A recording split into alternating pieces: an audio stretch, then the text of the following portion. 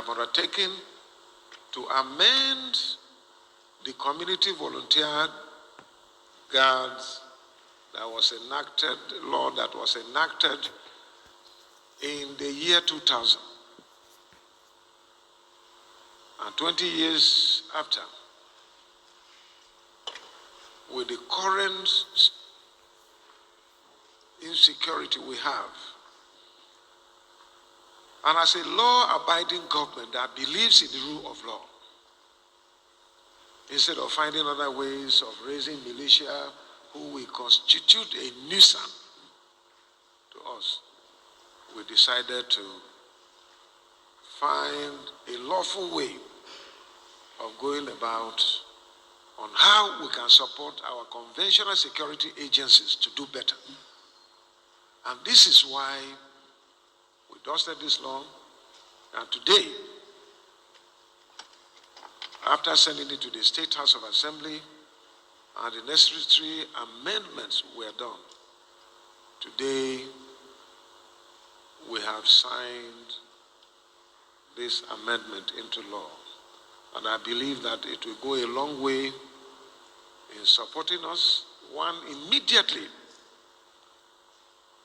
the security advisor, my PSA on community volunteer guards, and the Bureau of Internal Affairs should set up the machinery immediately to recruit this community volunteer guard. We directed that in each kindred,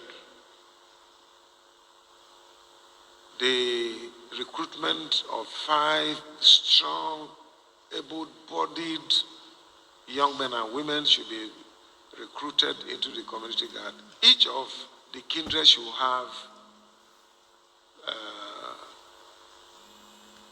5 nominees and sent to the Bureau, which will be forwarded to me for approval.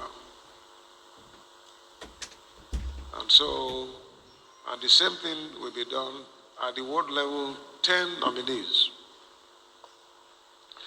And at the local government too, we are going to have representatives from the council ward who work together to ensure the management of the community volunteer guards in the area. That is the minimum.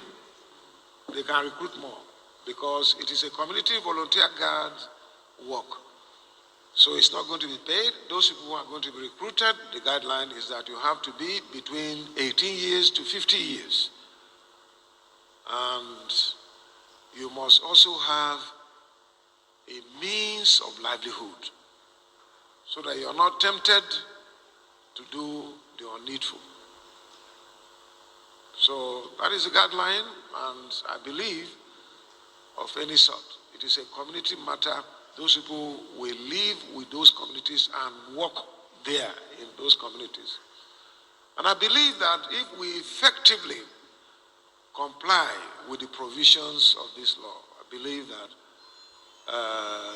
these community volunteer guards will complement what the conventional security men are doing, and everybody will be at peace. But especially when the people themselves support the community volunteer guards and the security agencies. That today, in Benue State or elsewhere in the country, there are challenges. The funding is just one aspect. At the state level, we try to complement what the federal agencies, the security agencies, and the issue of manpower. They are grossly inadequate. And that is why those who are responsible to carrying out the directive of Mr. President to ensure that more recruitment of policemen, the army, and other security agencies are done. They should speed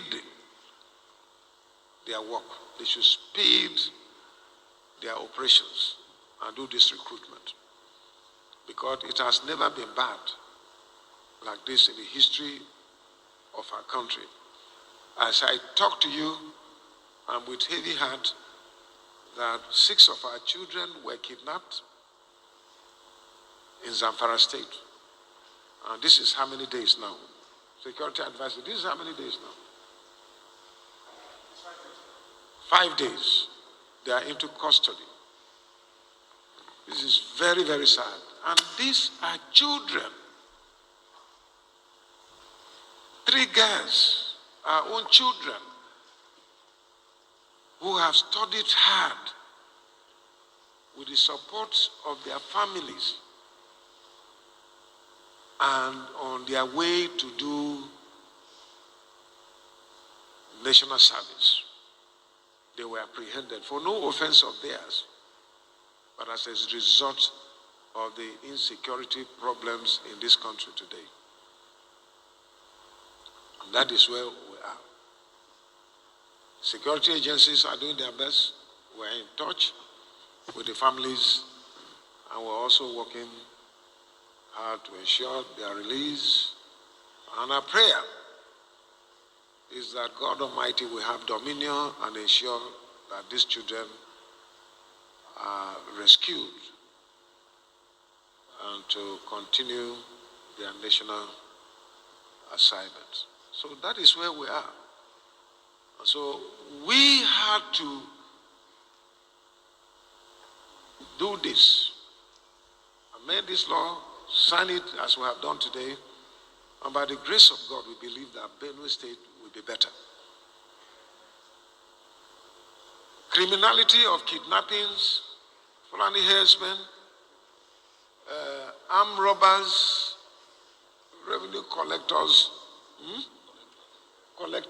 who impose themselves, they are not government appointees, they collect this revenue and pocket, and government is suffering. How can you say that Benue State government is accounting for just 300 million in revenue in Ajia? It is unbelievable. And that is why I had to start the process of reorganizing the BIRS. Because every Benue man and woman should be working towards ensuring we have that. Because what is happening, we don't know what will happen tomorrow. And so we have to prepare. We have to be proactive.